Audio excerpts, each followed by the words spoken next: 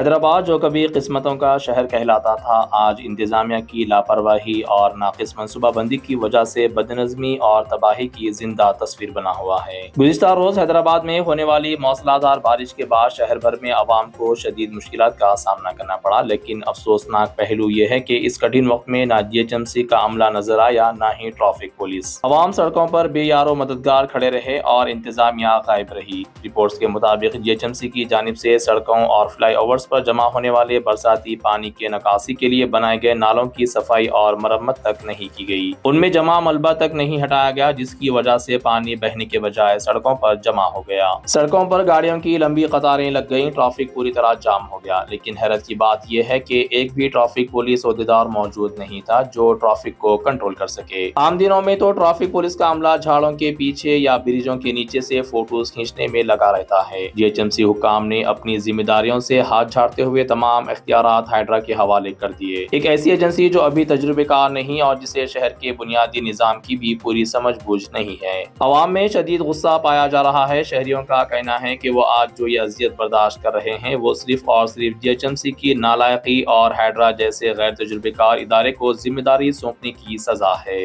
حیدرآباد میں جمعے کی دوپہر سے لگاتار 3 گھنٹوں تک ہوئی موسلادھار بارش نے شہر کو پانی پانی کر دیا۔ شہر کے مختلف علاقوں میں شدید بارش کے بعد سڑکیں ندی نالوں کا منظر پیش کرنے لگی۔ سکندرآباد میں سب سے زیادہ 11.5 سینٹی میٹر بارش ریکارڈ کی گئی، جبکہ بوئن پلی میں 12 سینٹی میٹر، ناچارم میں 10 سینٹی میٹر اور موسارم باغ میں 9.8 سینٹی میٹر بارش ریکارڈ ہوئی۔ چندرائن گٹے میں ایک بڑا حادثہ ٹل گیا۔ شام 4:20 پر C R P F group centre کی حفاظتی دیوار اچانک گر گئی۔ اسی وقت ایک کار اس کے قریب سے گزر رہی تھی، مگر خوش قسمتی سے دیوار گاڑی کے سامنے گری اور کار میں موجود افراد محفوظ رہے۔ گرنے والی دیوار تقریباً 30 فٹ چوڑی اور 15 فٹ بلند تھی۔ یہ تمام واقعہ قریب میں لگے سی سی ٹی وی کیمروں میں قید ہو گیا۔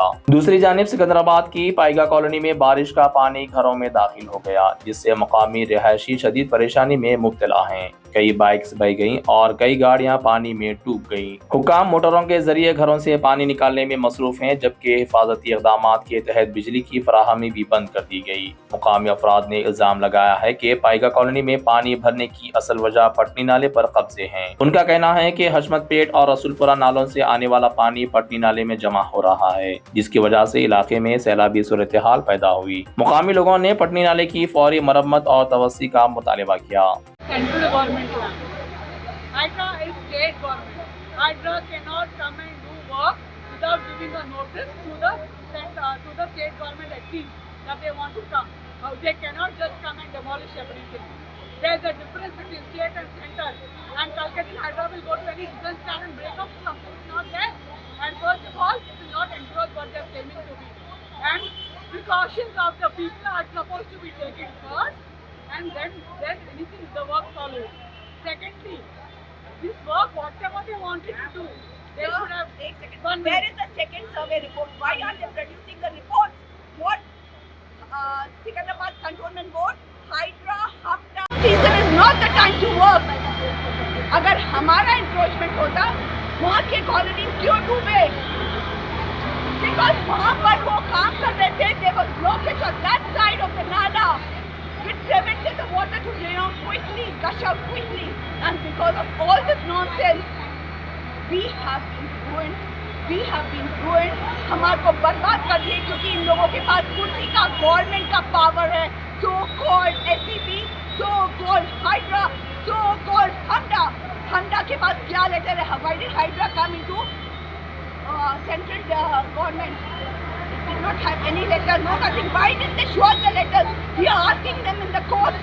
No affidavit has been given to us till now. Mark my words, no affidavit has been given to us by now. Please, please first give us your papers. What documents do you have to prove that we are wrong? They are not giving any papers. They are not giving any papers. They are not furnishing any details. First it was Hydra, then suddenly they pushed in Hamda, and that too on 6th they broke. Suddenly 18th Hamda jumped in. We don't know what they are. Hydra does not have a letter. Why did he come into this central jurisdiction?